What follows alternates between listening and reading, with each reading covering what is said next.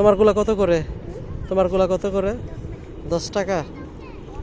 এগুলা কি তুমি নিজে বানাইছো না তোমার পরিবারে কেউ বানাইছে?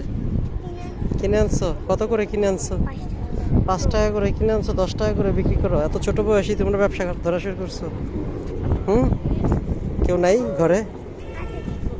তাহলে এত ছোট থেকে যে ব্যবসা স্টার্ট করছো, টাকা দরকার না? কি করবা টাকা দিয়ে? আম্মুকে দিবা টাকা? কত টাকা দরকার বলতো? কত টাকা দরকার? না, তোমার কত টাকা দরকার? 500-600 টাকা হইলে তুমি খুশি? কি করতে চাও এই টাকা দিয়ে?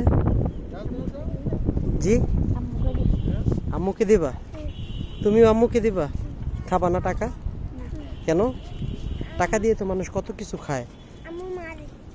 টাকা না দিলে তোমার আম্মু তোমাকে মারবে। কেন মারবে? টাকাটাই কি সব? মানে তোমাদের ভিতরে এই ধরনের একটা সেন্স তৈরি হয়েছে যে টাকাই লাগবে, টাকা না দিলে তোমাদের আম্মু মারবে না? দেখেন কি ছোট ছোট বাচ্চা, টাকা না দিলে নাকি তাদের আম্মু মারবে। তোমাদের কিন্তু সবাই দেখতেছে, বুঝছো?